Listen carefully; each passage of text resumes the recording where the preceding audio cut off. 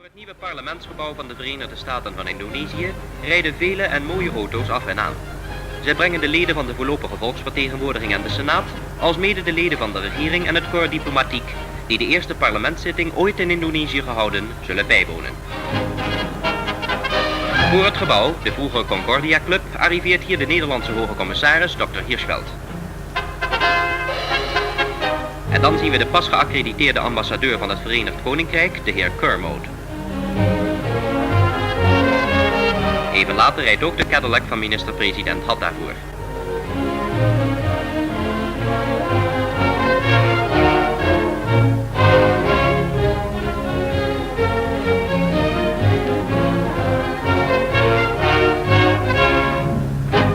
Als president Sukarno arriveert, presenteren de wachten het geweer en zet het orkest van de brandweer het Indonesia Raya in.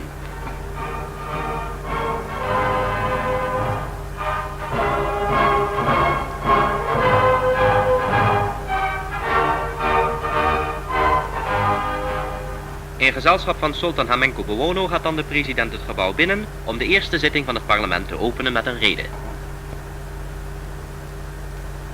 Een commissie van ontvangst, bestaande uit de oudste parlementariërs, begeleidt de president naar zijn zetel in het midden van de zaal, juist tegenover de plaats van de voorlopige voorzitter.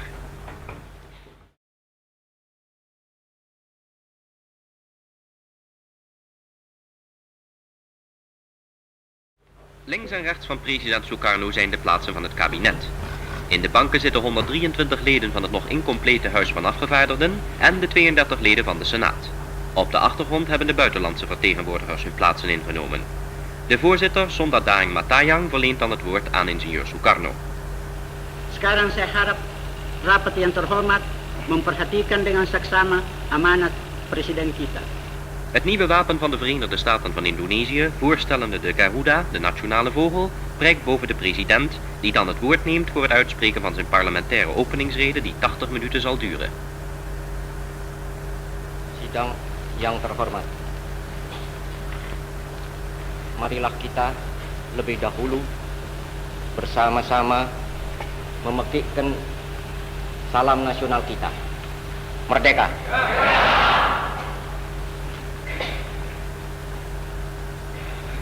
Sidang yang terhormat, saya mengucap syukur alhamdulillah.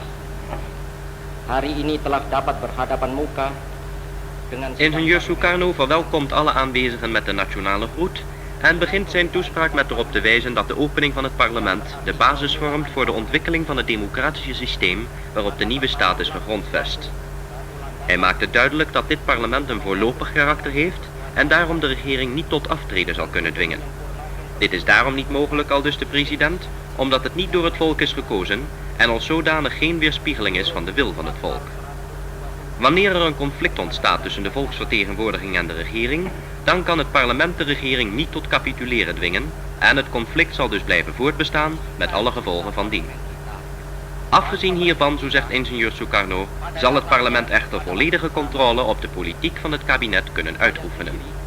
Demikian juga beberapa anggota pemerintah dan parlemen telah berkali-kali mengatakan bahwa kemerdekaan nasional bukanlah tujuan yang terakhir bagi kita. Bagi kita, Indonesia merdeka tak bukan dan tak lebih hanyalah syarat untuk mencapai kemakmuran dan kesejahteraan rakyat dalam arti jasmani maupun rohani.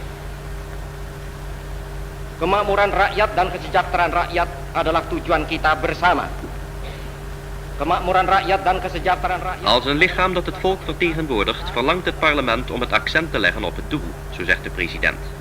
De regering daarentegen houdt meer het oog op de mogelijkheden die nu eenmaal aan beperkingen onderhevig zijn. Deze beperkingen nu worden veroorzaakt door de financiële toestand van het land. De regering zal dus moeten roeien met de riemen die zij heeft. Idealisme memang perlu. Idealisme memang berguna. Ajukanlah idealisme Tuhan itu dalam hal mencapai kemakmuran dan kesejahteraan rakyat.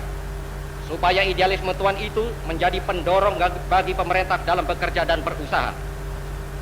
Tetapi, agar supaya idealisme itu dapat dikerjakan, hendaklah ia diajukan dengan memperhatikan realitas yang kita hadapi sekarang.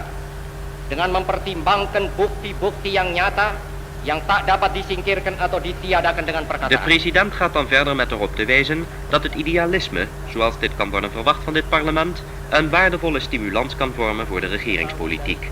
Maar, zo waarschuwt ingenieur Sukarno, laat uw idealen in overeenstemming zijn met de realiteit. In de grond van de zaak zijn de idealen van regering en parlement dezelfde. Maar bij deze idealen is het bezitten van een vaste wil en het geduld om moeilijkheden te boven te komen van groot belang. In dit verband kritiseert de president degenen die de regering verwijten dat zij in deze ene maand van het bestuur nog niets voor de volkswelvaart heeft gepresteerd. Apa jalan-jalan itu? Di antaranya ialah pertama, mengadakan rasionalisasi dalam susunan negara dan dalam badan-badan dan alat-alat pemerintahan.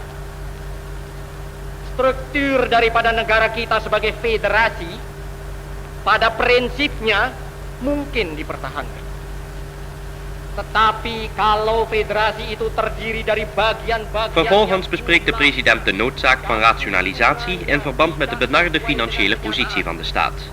Rationalisatie is nodig in de structuur van de staat, speciaal in de gouvernementsinstellingen, terwijl verder een nauwgezette controle moet worden gevoerd op de financiële politiek van de verschillende deelstaten. Als andere middelen ter dekking van de tekorten noemt de president een gewijzigde belastingpolitiek en leningen uit het buitenland. Verder moet de smokkelbestrijder Carter worden ten hand genomen. Sprekende over leningen, uit ingenieur Sukarno de verwachting dat Nederland bereid zal zijn een bedrag van 500 miljoen gulden aan Indonesië in kredieten te verstrekken. Als al deze maatregelen in acht worden genomen, gelooft de president dat de gevaren van inflatie kunnen worden voorkomen en dat het land binnen 5 jaar weer op de been kan zijn.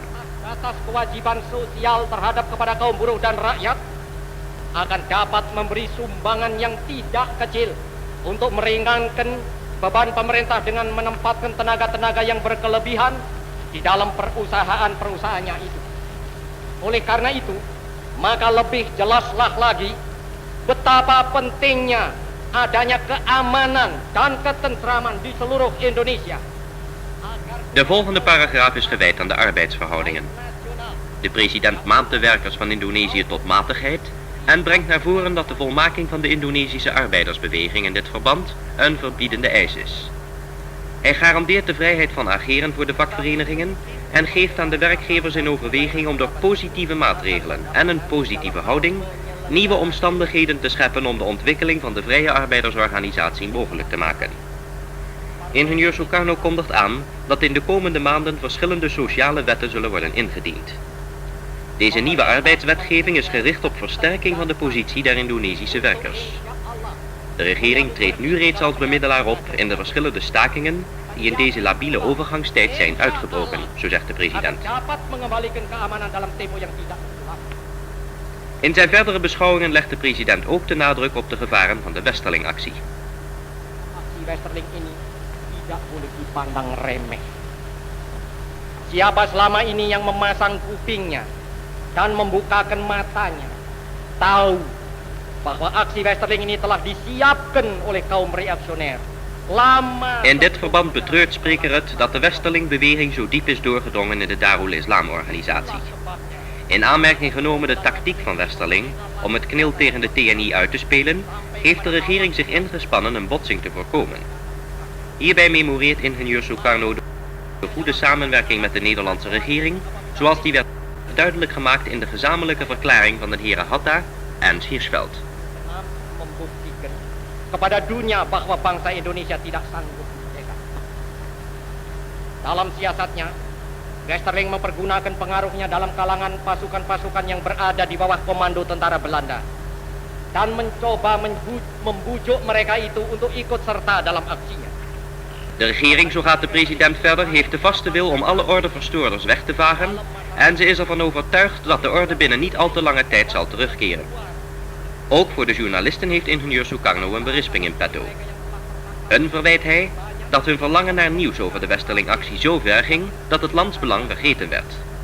Omdat de regering haar strategische geheimen niet wenste te onthullen, werd zij tot zwak bestempeld. Maar bij het wegvagen van de ordeverstoorders zal de regering niet veel spreken, behalve dan om bewijzen te leveren. Nogmaals wijst spreker op de vastbeslotenheid van het kabinet om het wettig gezag krachtig te handhaven, zoals dat destijds bij de communistische opstand in Madiun eveneens gebleken is. Didasarkan atas kebijaksanaan dan pertimbangan yang ikhlas dan adil. De president besluit dan zijn rede met de wens: mogen uw besprekingen voortdurend zijn gebaseerd op rechtvaardig en oprecht beleid en op rechtvaardige en oprechte overwegingen, in de eerste plaats gericht op het landsbelang, het volkswelzijn en de maatschappelijke vrede. Hiermee verklaar ik de eerste zitting van het parlement van de RIS voor geopend. Pertama dibuka. Merdeka. En na deze lange rede van president Sukarno kon de eerste Indonesische volksvertegenwoordiging met haar belangrijke en verantwoordelijke taak beginnen.